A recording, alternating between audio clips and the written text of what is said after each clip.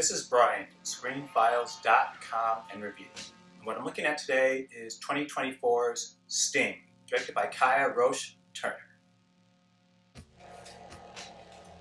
Sting seemingly, and I'll get back to that in a moment, revolves around a spider which grows to giant size and turns an entire apartment building to its larder, and only young Charlotte can stop it. Charlotte is a child of divorce, and this is important because it sets up certain ideas and themes that run throughout the entire movie. We don't quite understand what happened between Heather, Charlotte's mother, and her former husband, though all we know is that they are no longer together. Heather is currently with a man named Ethan, though we can tell the dynamics of this relationship are a little bit off. Now, Heather lies to Charlotte, tells her that her former husband is in another country. Now, why Heather is doing that doesn't really make any sense, because the movie shows Charlotte to be a very mature and very clever young person. And the idea that her mom is manipulating her like this, a live omission, is strange. And it doesn't really fit the narrative, though it does set up a very awkward moment when Ethan is arguing with Charlotte and he tells her the truth. The scene seems designed to make Ethan look like the heavy, but once again, why wouldn't Heather have told her daughter that her father doesn't want to be with her? She didn't have to couch it in those terms, but still she should have told her.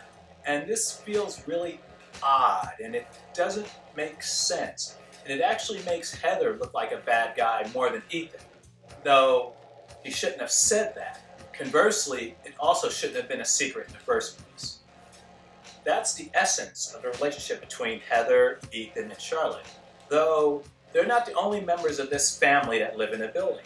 There's also Helga, who is Heather's mother. And it's really odd in this movie that the only people we meet, no, that's actually not true. We meet 3 other people in this building who aren't related to Heather, Charlotte, and Ethan. One of them is an exterminator. The other 2 are tenants. But this is an entire apartment building.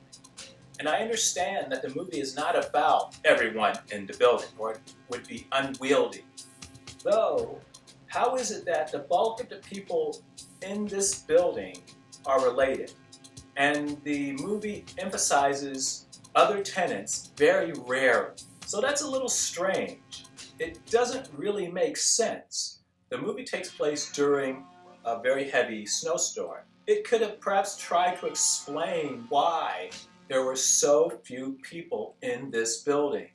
It is just really noticeable, and it's odd. It doesn't ruin the movie by any stretch, but it's just a little strange.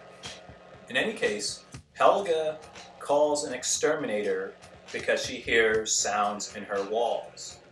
The exterminator comes, is dispatched quickly by Sting.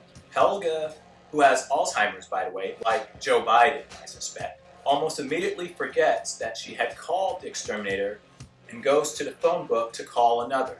This is a great element of the story that it goes without saying isn't taken advantage of. Namely, Helga, because she has Alzheimer's, forgetting that she has called exterminator after exterminator, keeps doing it, in turn feeding Sting. It's a great idea that makes Helga essentially an accomplice to murder, an unknowing accomplice to murder, but an accomplice to murder nonetheless. Helga's sister, Gunter, lives with her and owns the building. And she is such an odd, unnecessary addition to the cast because her character feels like Nurse Diesel from Mel Brooks' High Anxiety. I kept wondering why she's there, because she's a pain in the ass and she's mean, though she doesn't really serve a purpose other than to be a pain in the ass and mean, so I didn't particularly care for her. It's soon after our introduction to Helga that we meet Charlotte. Now, Charlotte is an odd girl, very bright, but odd. And one of the things that she tends to enjoy doing is traveling around the air vents of the building and essentially spying on other people in their apartments. This is really weird and creepy, and it's a strange behavior for a young person to engage in with no real reason for doing it. The movie doesn't seem to care to explain why she does this, but it's just really off-putting and, once again, very strange. And it was during her exploration of other apartments via Airbnb that she came upon Sting, which was in Helga and Gunter's room.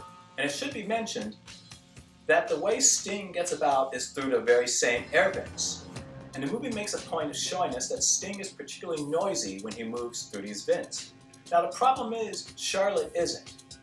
Charlotte is likely significantly heavier than Sting. Yet, he makes noise and she doesn't. It doesn't make any sense, and it's just mildly irritating. And I mentioned earlier that Charlotte is a fairly clever young girl. Though the problem is that she's only clever when the script needs her to be clever. Otherwise, she's kind of dumb. For instance, Sting originally looks like a little Black Widow spider. Oh, by the way, I should also mention that Sting is from space. It's an alien spider. Despite his resemblance to a Black Widow spider, Sting is not a Black Widow, though visually it looks like a male Black Widow spider.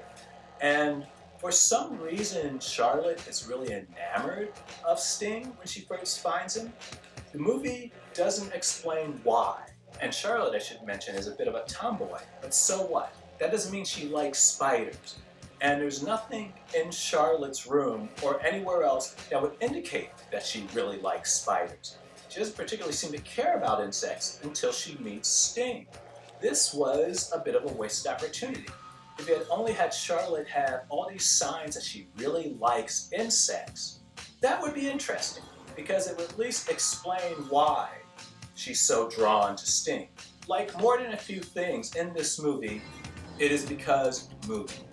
The Black Widow spider has really toxic venom. I don't think it's fatal to people, typically, though the female is more venomous than the male. Sting looks like a male Black Widow. It doesn't for a moment change the fact I don't think anyone would want to be bitten by it. In any case, Charlotte takes Sting, puts him in a jar, feeds him insects, and he begins to grow. Sting also has the ability to mimic high-pitched noises and sounds, which arachnids cannot do. Charlotte goes to speak to Eric, one of the other people to live in the building, to try to figure out what type of spider Sting is, despite him, as I said, looking like a fairly obvious Black Widow.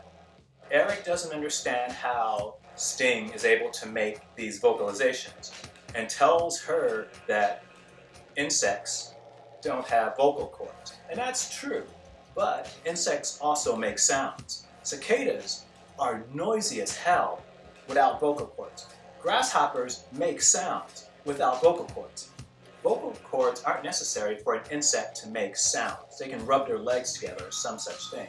That doesn't mean that arachnids, such as spiders, make vocalizations of any kind. I don't think they do. But the idea that insects don't make sounds because they don't have vocal cords, a point the movie makes, is just nonsense. Sting also has the uncanny ability to escape from his jar. The movie never actually shows this happening, but it does show Charlotte going to bed and Sting roaming around the building. The problem with this is that the movie doesn't explain why Sting does not kill Charlotte. Sting seems to care not at all about Charlotte. She feeds him, he stays. He gets hungry, he leaves, comes back, apparently screws himself back in the jar, and no one's the wiser. This is insanely silly. If this creature is escaping this jar on a regular basis, I think it's incumbent upon the director to have shown that happening to help the viewer understand how that is even possible. Though even worse is that there was no reason why, based on Sting's behavior, it had no reason not to kill Charlotte. Especially seeing that it could escape the jar whenever it wanted. It could have just easily have killed her and moved into the vents, and no one would have been the wiser. Sting as a monster doesn't quite make sense. As I mentioned earlier, it's an alien that just happens to look like a spider. Though, more often than not, what he does is based entirely upon convenience and a script, as opposed to something feeling natural and organic and alive. I mentioned earlier Sting is able to mimic high-pitched sounds. Though, what's left unanswered is why he can do that. It doesn't make any sense in the context of the movie, except to maybe beguile a young girl. Though, other than that, there's no reason Sting needs to make high-pitched sounds. And in fact, he doesn't make any sounds except when he's with Charlotte. Why is this happening? And is one of the more frustrating things about this movie. Too many things don't pass the logic test. Another thing with Sting that really bothers me is that there are scenes that are shot with Steadicam.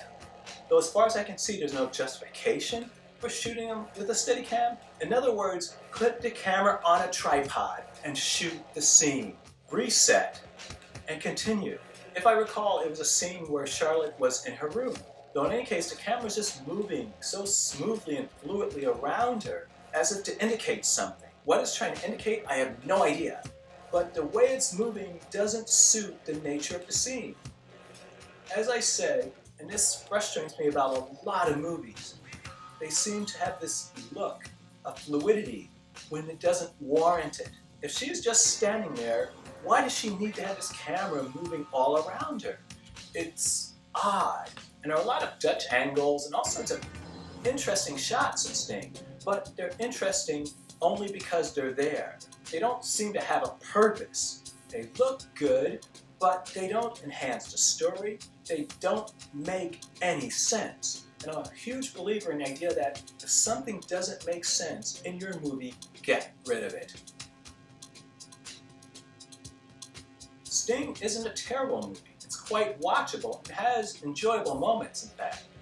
But it's telling two stories. You have a story of a family in crisis, and you have the monster. And it really never becomes one story. It is typically always these two distinct stories that don't quite mesh. So what do you think? This is Brian with ScreenFiles.com in review. You agree, disagree? Let me know down below. And as usual, consider a like or a follow.